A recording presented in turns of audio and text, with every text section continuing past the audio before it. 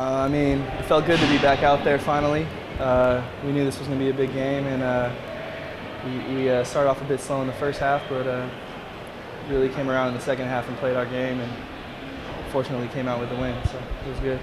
We all know what he can do, but now the fans and other teams are going to be able to see it this year. He brings something that we lacked last year, and that's three-point shooting.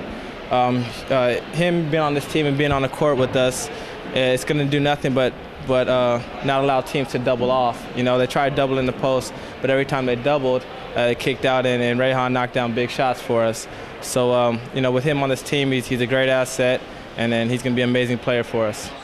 What's up, Red and Black faithful? You're watching the very first men's basketball edition of Overtime with Daily Aztec. And we're coming at you from the Pyramid at CSU Long Beach, where the Aztecs rode a strong second half en route to an 81-65 victory over CSU Long Beach. Edward, you've covered this men's basketball team for 3 years.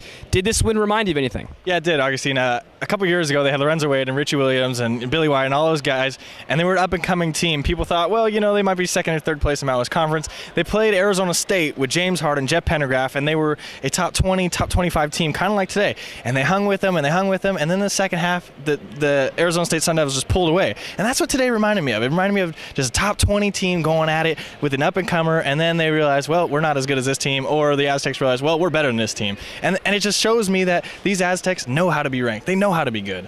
And it's nice to see that coming from the Aztecs, where they're not used to being the better team. Exactly. Now Matt, Rahon had a big day today. He was just transferred from Santa Clara. No one really knew what he would bring exactly coming into the season. Did he really stand out to you today? Rahon was excellent tonight.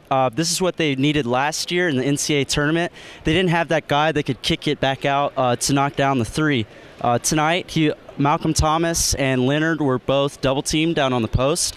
They kicked the ball out. There was nice rotation around the perimeter, and Rahon hit a couple of open threes, and that's what really pushed the Aztecs into that lead with about 10 minutes to go in the second half.